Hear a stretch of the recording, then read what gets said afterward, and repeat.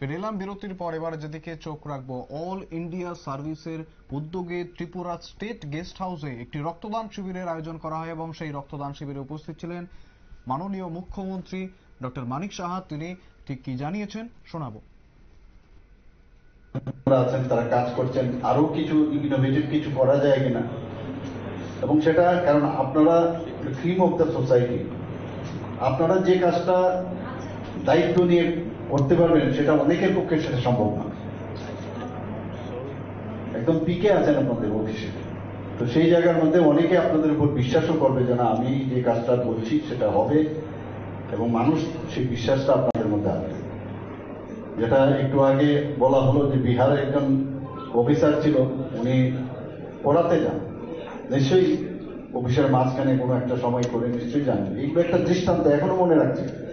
এখানে যারা অফিসাররা আছেন আমি বলবো এরকম কাজ আপনারা এখানে করে যান, সবাই যেন মনে রাখে মানুষ। আমরা ভাবি যে এক্ষণে মানে এখন আমি যে অবস্থা আছে এই কাজটা করে চলে যায়, বাস হয়ে গেল, এটা যেন না হয়। আপনারা এখন যে জায়গায় আছেন সেটা একমাত্র কিন্তু আপনার চেষ্টার মাধ্যমে আপনারা এই জায়গায় এসছেন, কিন্তু সব কিন্তু ভগবানই কিন্তু তৈরি করে আপনাকে সুযোগ দিয়েছে কাজ করার, এবং সেই সুযোগের সৎ ব্যবহার করা। আমার এখনো মনে আছে তৎকালীন সময় চিফ ইঞ্জিনিয়ার ত্রিপুরাতে 60-র দশকে 60-এর দশকে এখানে চিফ ইঞ্জিনিয়ার বেদাগিরি করে একজন ইঞ্জিনিয়ার এসেছিল। এখন আপনার নাম মনে আছে যে এক বেদাগিরি সমস্ত ত্রিপুরাতে যত উন্নয়নমূলক কাজ, তো এইরকম কাজ এক একজন ব্যক্তি আপনারা হাতের কলমের খুঁচায় অনেক কিছু হয়। এবং আমরাও চাই যে এক ত্রিপুরা শ্রেষ্ঠ ত্রিপুরা, আমরা যেটা স্লোগান সেটা হোক। বিভিন্ন জায়গায় করাপশনের কোনো স্থান নেই, করাপশন যাতে না হয় সেই দিকে নজর রাখা।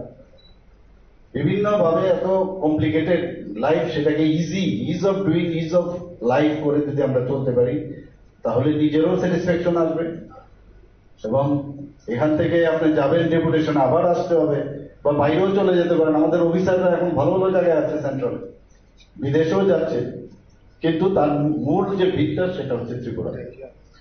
যখনই বলে যে ত্রিপুরা ক্যাডার, মাঝে মাঝে যখন দিল্লি যায় একটা ফিলিংস চলে আসে, আরে আমাদের ক্যাডার হতে পারে আপনি রাজস্থানে, হতে পারে আপনি পাঞ্জাবে, কিন্তু যখন বলে ত্রিপুরা ক্যাডার আপনি কিন্তু অ্যাটাচ হয়ে গেলেন ত্রিপুরা মানুষের সাথে। এটা অদ্ভুত একটা ফিলিংস আমাদের মধ্যে আসে।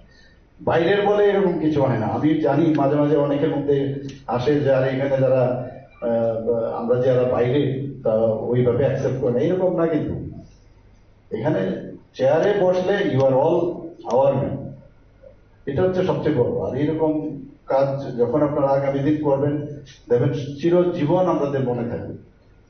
কয়েকজন তো অলরেডি মানে এমন মানুষের মধ্যে একেবারে শুনলেন মুখ্যমন্ত্রী, তিনি ঠিক কি জানাচ্ছেন। তিনি কিন্তু এই ধরনের কাজের জন্য আরো এগিয়ে আসার বার্তা দিচ্ছেন সকলকেই।